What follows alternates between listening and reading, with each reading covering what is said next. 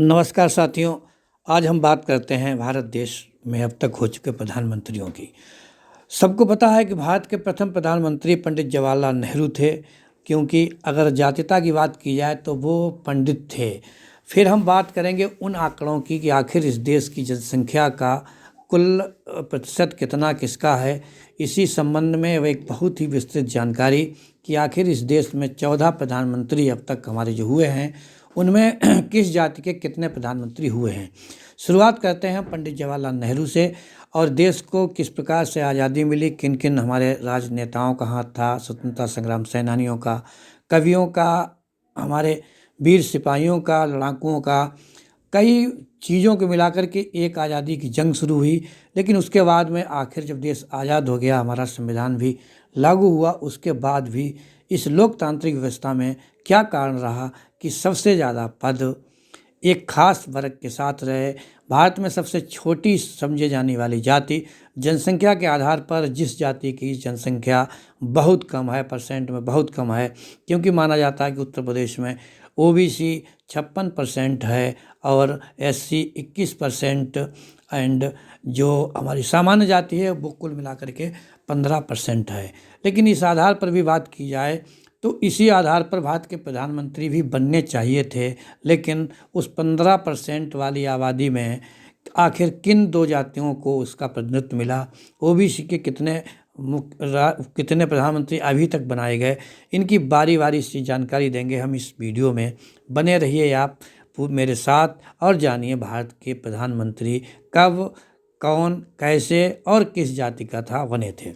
तो हम शुरुआत करते हैं पंडित जवाहरलाल नेहरू की।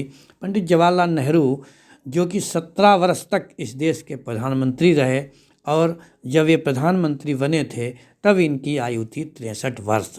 अर्थात भारत की पहली राजसत्ता जिस व्यक्ति ने अपने हाथों में ली थी वो उस समय 63 वर्ष का था।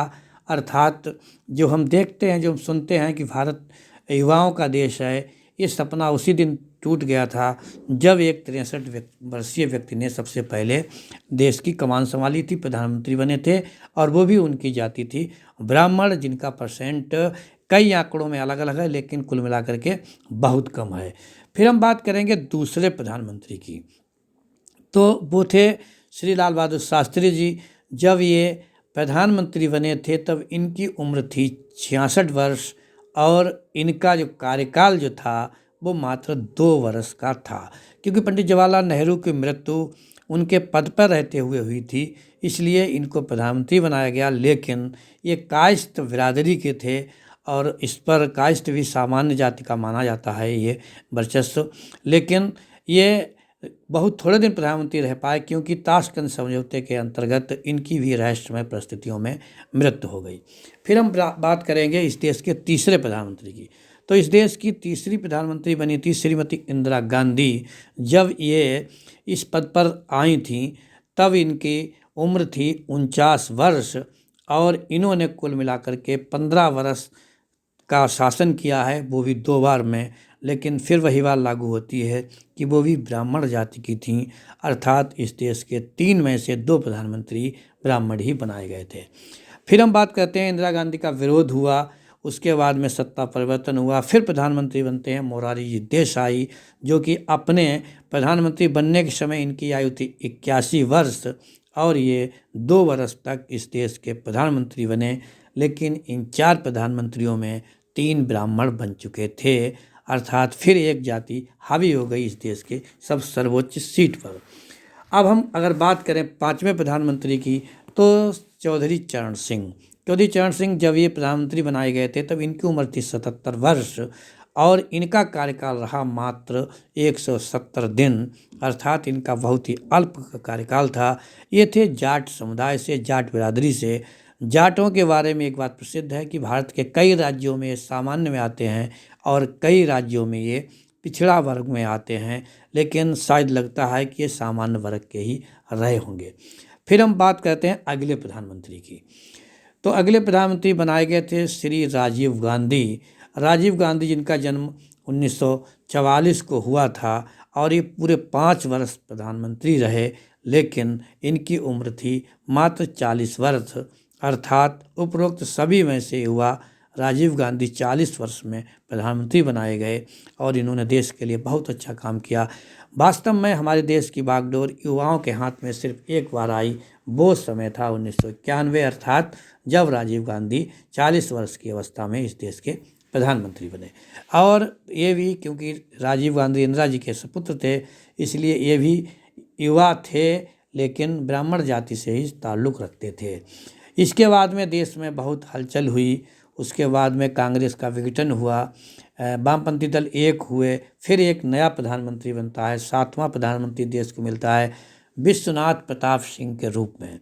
25 जून 1931 को इनका जन्म हुआ था और जब ये प्रधानमंत्री बनाए गए थे तब इनकी उम्र थी 58 वर्ष और इनका कार्यकाल मात्र 11 माह रहा। यहाँ से थोड़ी परिपाटी बदलती है, अर्थात सामान्य वर्ग से ही ठाकुर बिरादरी से एक व्यक्ति प्रधानमंत्री बनता है, जो कि साधारण नहीं था। वो इलाहाबाद के राजा के पुत्र थे, अर्थात जब राष्ट्रीय व्यवस्था थी हमारे देश में, राजा माड़ा के नाम से इन्हें माना जाता था।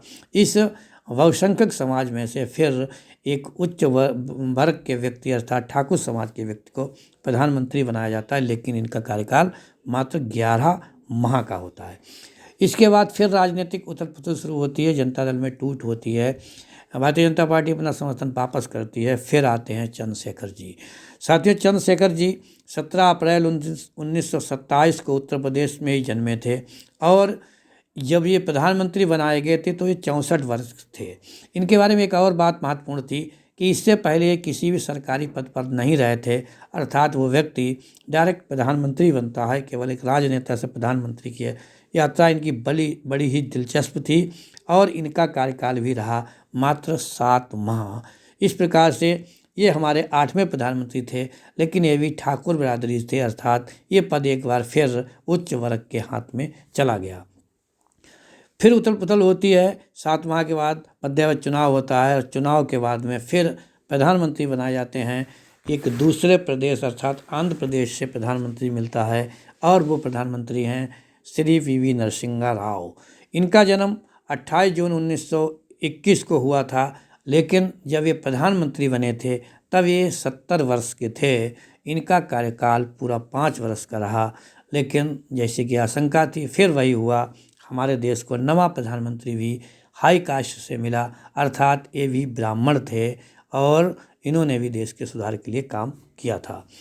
इसके बाद में फिर हलचल मचती है देश में, क्योंकि चुनाव में जो है कांग्रेस हार जाती है और इस बार भारतीय जनता पार्टी सत्ता में आती है। फिर प्रधानमंत्री देश को 10वां प्रधानमंत्री के रूप में मिलते हैं अटल बिहारी वाजपेयी जो मध्य प्रदेश के माने जाते थे। इनका जन्म स्थान तो एक जगह है, लेकिन इनके पुरखे जो है 3 जगह के रहने वाले थे। अटल बिहारी वाजपेयी प्रधानमंत्री बनते हैं तो इनका जन्म 23 दिसंबर 1924 को होता है। जब ये प्रधानमंत्री बनते हैं तब इनकी आयु होती है 72 वर्ष।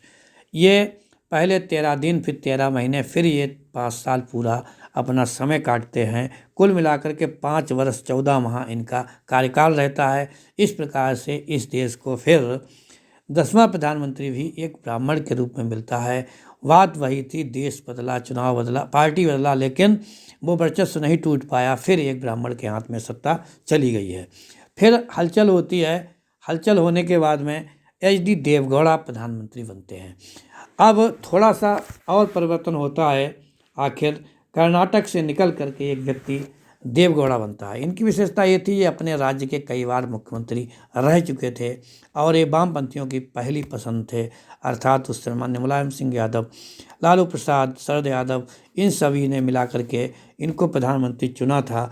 HD देवगौड़ा ये देश के जब 11 प्रधानमंत्री हो चुके थे तब इनका नंबर आता है, तब ये होते हैं OBC वर्ग से और इस तरह से HD देवगौड़ा के रूप में इस देश को एक OBC प्रधानमंत्री मिल गया।